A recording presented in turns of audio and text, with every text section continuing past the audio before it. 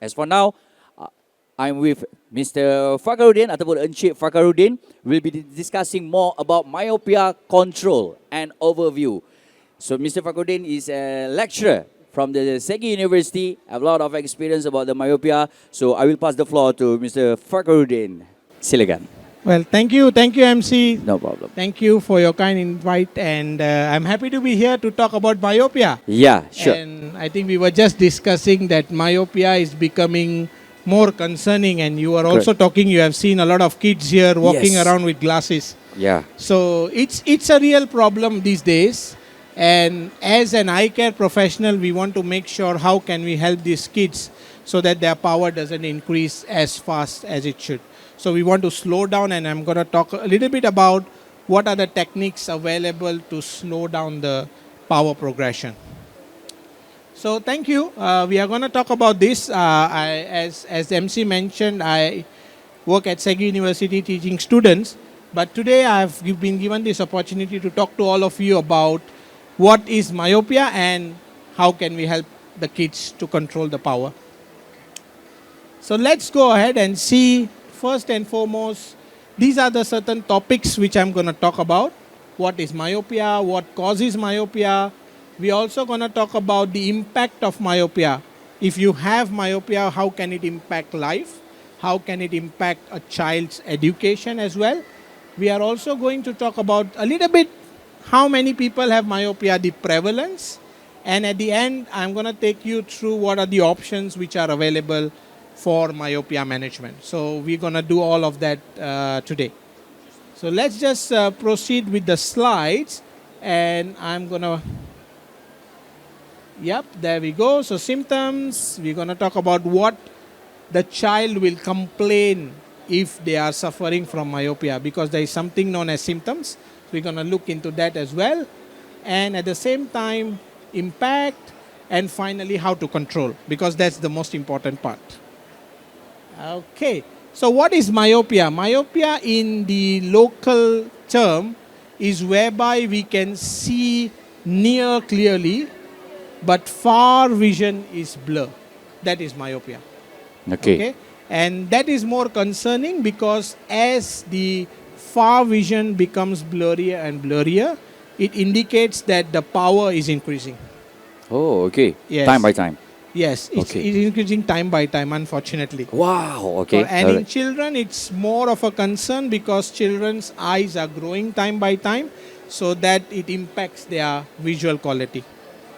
Okay, so in other words, it's also known as nearsightedness, because we are seeing near, but the far or the distance is not clear. So it's also known as nearsightedness.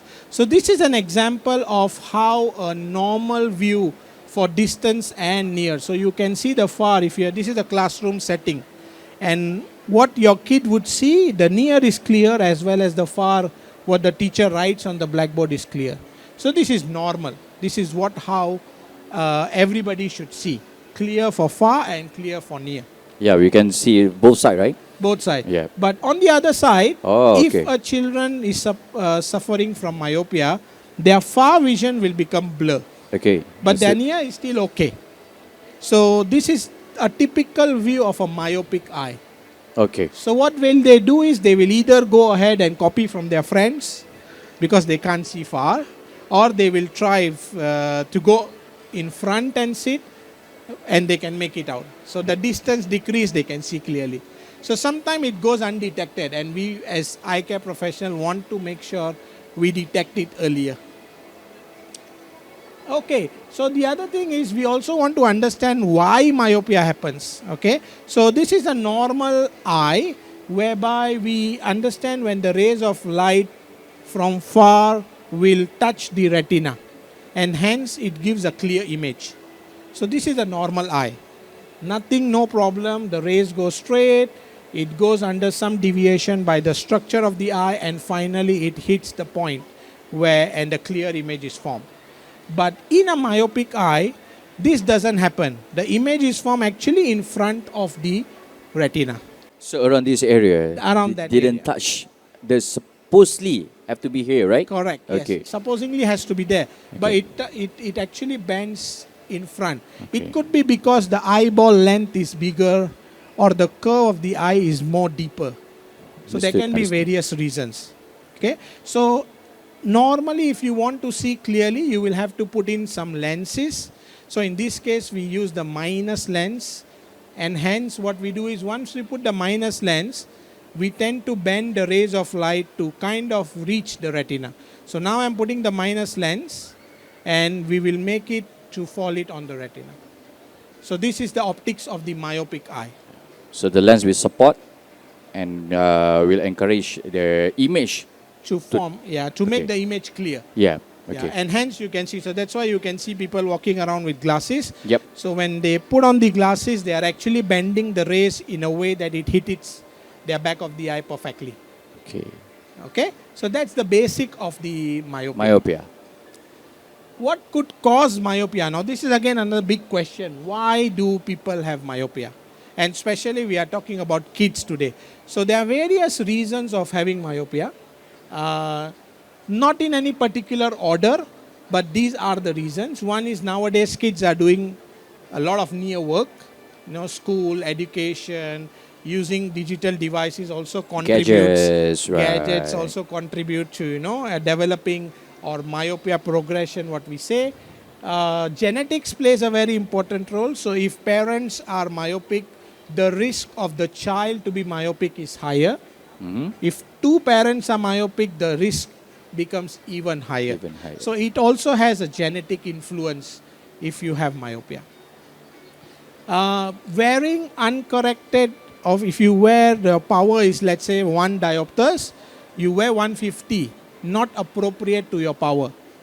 Or if you wear lesser power, if your power is 100, you wear only minus half. That also triggers the myopia to fasten faster, to progress faster. So that's why an optimum vision correction power is very important. So you cannot just simply choose the glass and wear because you see. Maybe it's not the accurate power for you. That's also trigger the myopia correction. And this is very, very important. Spending time outdoors. People don't really spend time outdoors. People are mostly indoors, on their desks, on their iPads and things like that. So outdoors is very important because it increases the release of dopamine when you go to the outside sunlight, and that helps a lot in controlling the power. Because some people say Malaysia is too hot. So that's Yes. why they are like, they want to stay at home. Correct. Okay, and indoor. Yeah. They don't want to spend outside. Yeah. So this is the one of the cause. Yes, true. Myopia. True. But, hot is one thing. You can always use sunscreen protection, Yep. sunglasses, wear your cap and Yes. go There's out. no reason, right? There's no reason not to go out. Yeah, so it is very important to bring your kids outdoors, and there are recommended guidelines actually on how much time a kid should spend outdoors a week. And we are going to come to that in a while. Okay, sir, sorry. I'll With go these back. all four causes, Yes. are you agree with me if, let's say, we said that gadget is the most threats of the myopia? I would say gadget higher is percentage. the most, it's a higher percentage. I do agree to that. But it is something which you need to use it these days. Yeah. Without gadget, you are not going to survive. The kids got homework to do, the kid got online classes and all that. But our role should be how much minimize we can do. So do as much as you need. Don't overdo it. So you have to do gadget. I can't tell a kid that, oh, sorry, you cannot use an iPad. But I can always tell the kid, you can only use iPad for 40 minutes or 30 minutes and do your homework. You don't have to go and watch videos on it, right? And also the working distance is very important. So whenever you are reading through a gadget or the books, you must maintain a proper working distance, not very close, because that also triggers the eye to grow and tiredness of the eye. So you want it at a particular, we say it's a 40 centimeters and beyond. Safe area. Safe area. Safe area. So we need more than 40 centimeters. So it is very important for the distance as well. And proper lighting. So you must not read in the dim light at night and things like that. You must have a proper lighting which allows you to read comfortably, not stressing your eyes. Sometimes they like to adjust the brightness, right? supposedly you have to be bright. Okay. Yes, the But- room lighting. Yeah. Your iPad lighting there can are- be moderate. Okay, can but be sometime- moderate. Yeah, but sometimes what people do is people dim the light, and then while they are sleeping, they are reading. So the surrounding light is not there. So you tend to increase the brightness of the iPad or your tablet. That is not a good idea.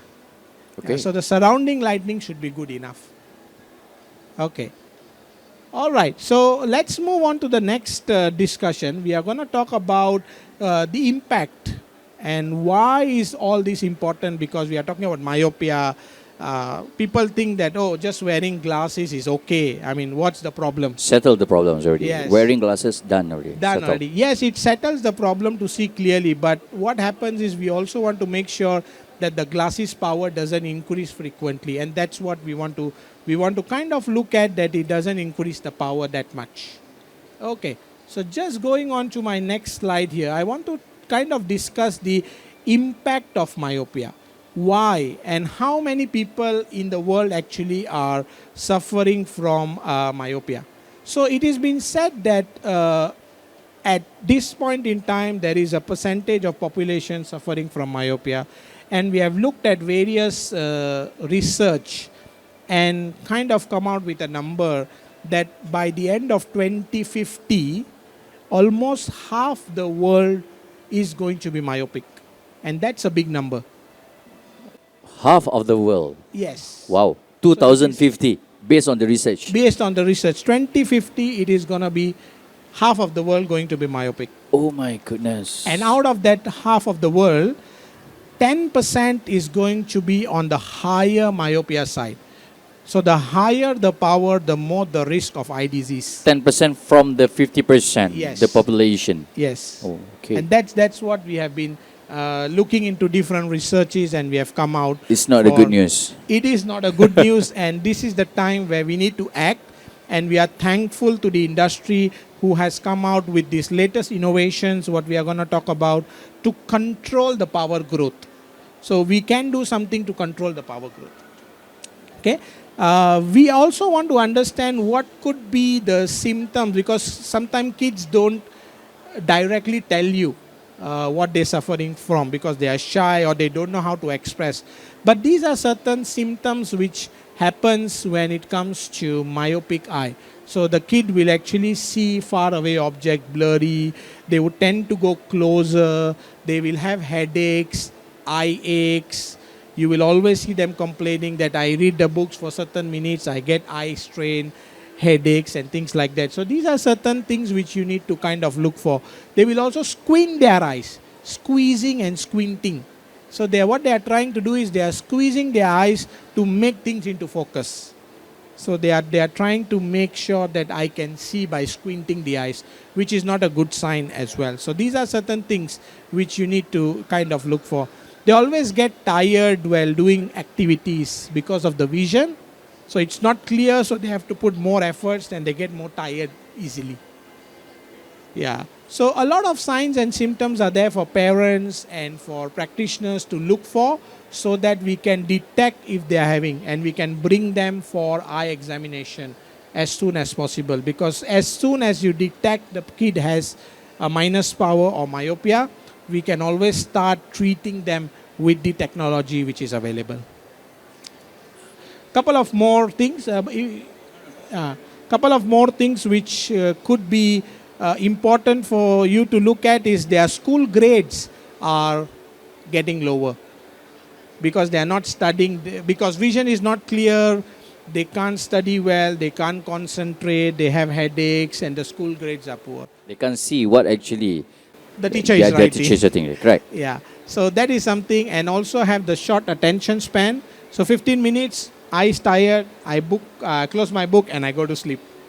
So that's all affecting their things. And sometimes when it comes to minus power very, very high, more than 5 diopters, more than 5 steps, they tend to hold the reading object very close to their face because they can't see very clearly, even near. After a certain limit of power, the near also becomes slightly hazy. So that is something which we need to also. So these are certain signs which you need to look for in your kid may be suffering from myopia, and I think bring these are them for common eye. symptoms, right? Yes, Quite yes. common These are very symptoms. common symptoms, but sometimes goes undetected. So it's good for us to notice them, and if you have kids who have these symptoms, get them for a proper eye examination. Maybe some of the parents didn't know about this, the information, Yes. okay, yes. about the symptoms, so they take it easy. Take it Kan? easy. They take it easy. It's okay, kan? Yes. Okay. Sometimes the parents think that the kid is just probably getting away. They don't want to study, and they just are giving excuses. But we have seen that actually not all of them are using this as an excuse. They have a genuine problem.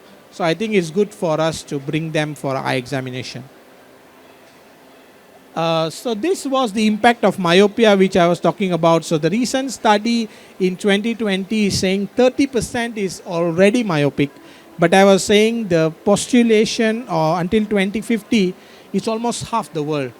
And out of this half, 10% are going to be on the higher side, which is coming with more eye problems. Another 30 years from now, Another 30 years from now. 50% of the world's population will have myopia. Yes. It's not a good sign. It's not a good news. It's not a good news. Yes, it's That not is- good news. That is true. And as I was mentioning earlier, I think we do have options to help these kids to either not have myopia. We can do some preventive measures, or if they have myopia, so that the power doesn't increase that faster. So we're gonna look into that as well. Why is myopia so important, and how can it impact an individual life? Because if you have minus power, if you have spectacle, it also has a risk of visual impairments. Because you might be in a stage where the power keep on increasing very fast and the limit is overcrossed. And it comes with eye diseases where you have the increased pressure of the eye, glaucoma, which we just saw the earlier speaker talk about. We are also at a risk of detachment of the retina, which is the tissue. We also learned about this in the previous talks. So all of this is there. It impacts education. It also impacts the quality of life. You don't see clearly your quality of life. You can't do things much efficiently. And also, of course, it affects the economic impact. No employment. You can't see clearly. You can't get a job. Right? So all of this is a cycle, and it not only with the kids, but also runs down to the adult life. And we want to stop this to happen. So how to control myopia? The first thing is I think is really important is we take preventive measures. So it is recommended that at least 2 hours of outdoors daily for kids in sunlight is recommended by the World Health Organization. That is 90 really to important. 90 to 120 minutes. Yes, 90. correct. Yes. So they must be outdoors. They can do outdoor activities like cycling. Yeah. They can go for a walk. They can go jogging. They can do other activities where what they like, play badminton, play tennis. Actually, what all we of the- did during 90s, yes, exactly. during your time and my time, Right, okay, right, 90s, Yes. we have spent most of the times outside. Outside. Yes. Correct. Yes. So that is very important. Spending time outdoors, even if your kid doesn't have myopia. So this is preventive measures. So every kid is supposed to spend 2 hours outdoors. Many of the schools have actually started to incorporate this. They have some activities outdoors. But I think as parents, we must add on to it. So the more time outdoors, the better it is. At least 2 hours per day is recommended. Okay. Maintaining the distance. So that is again important. We talked about the reading distance, the ergonomics of how well your screen should be in place, having 40 centimeter and beyond reading distance. I think all these are preventive measures, and using 30-30 out rule. So every 30 minutes performing near tasks, you need to take a break and spend time outdoors. So applying this 30-30 out rule can be also very beneficial. So these are just preventive measures. Even if your kid has spectacles, has myopia or doesn't have myopia, I think this is something which every kid should follow. Okay. Now what to do if the kid already has myopia? So there are many options to control the power growth. One of it is using spectacles. So we have these specially designed lenses which can help to control the myopia.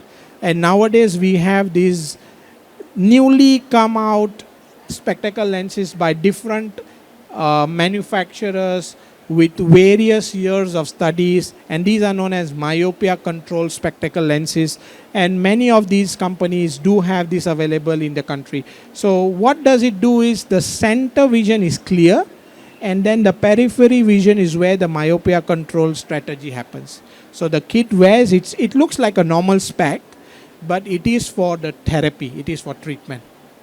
So it can be one of the options to wear glasses which are specially designed for myopia control. So this is one of the very easy example. If your kid is wearing glasses, just get a new spectacle lens which are special design. There are other options in terms of slowing down progression using contact lenses as well. So contact lenses are something which are worn on the ocular surface on the eye so they can see clearly as well. And there are many options now in contact lenses which are approved for myopia control. Oh. Yeah, so it's not only helping your kids to see clearly, but it is also helping the kids to control the power growth. Okay, so these are certain examples of the available myopia control contact lenses. These are to be worn during the day, so they wear it when they are awake. So they wear it in the morning and they remove it at night. And during the day when they are doing their activities, the design actually helps to control the power. And they are all been studied for almost more than 5-6 years already now. And the research shows that all of these are quite good enough to control the power growth compared to the standard normal spectacles or contact lenses. So they are much better in controlling the power. So these kinds of lens can control. Yes, it can control the Okay. growth of power. So if let's say the normal growth is 1 step every year, Yeah, okay. you wear these type of lenses, in many of the kids it can go up till just half step every year. Yeah. So it controls, it slow down the Lesser, growth. right? Yes, Yes. yes. Okay. So lesser the growth, at the end 18 years, when they are 18, 20 years, the final power is not going to be very high. We want to control that final power. Oh, okay. Yeah. And let's say if your kids are very active, they are doing a lot of activities, dancing, ballet, swimming, all these. You can also do orthokeratology. These are special design lenses which are worn at night. So the kid actually wears this to sleep. They wake up in the morning, they remove these lenses and they can see clearly. So it's just the opposite of daytime wear. It's a nighttime wear where they wear it to sleep and then every morning they remove and they have to wear them every night to sleep. So again, the technology helps to control the myopia. So this is another option. So daytime, we have 3 choices. Yes. So for a overnight wear, we have orthokeratology. Orthokeratology. Wow. Yes, perfect. Okay. Yeah. So that- Orthokeratology. It's new terms for me. Yes, Yeah. it's a new term for it. Yeah, so that can be used at night, and all of this research has shown it controls myopia from 50 to 70%.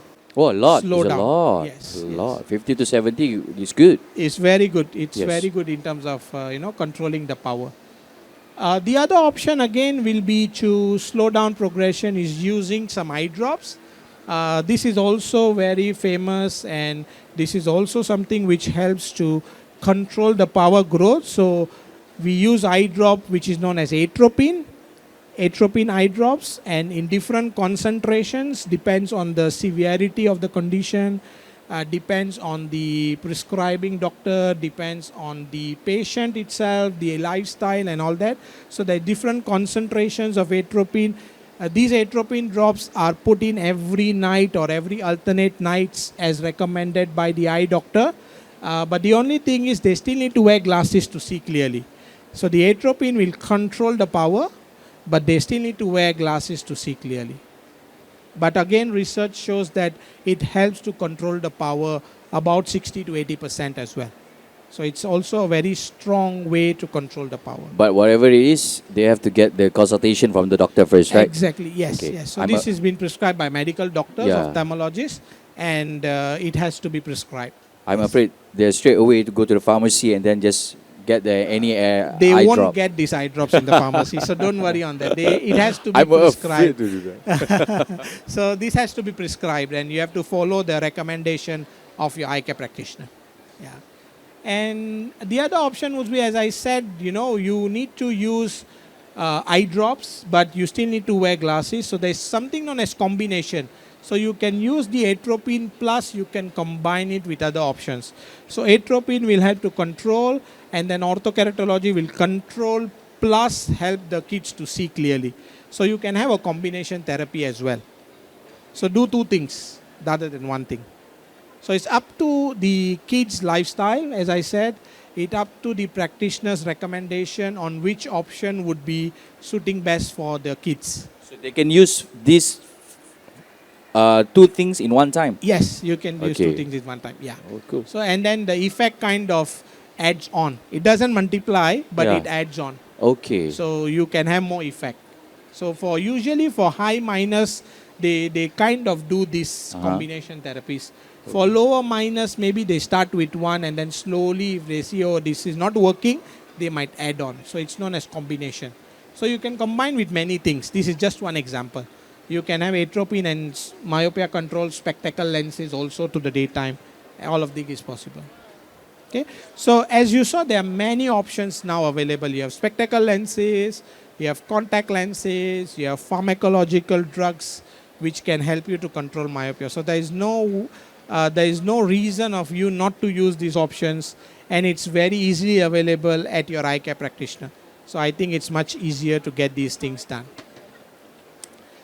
This is something I think which is really important for parents, that you can actually go and assess your kids' risk of having myopia.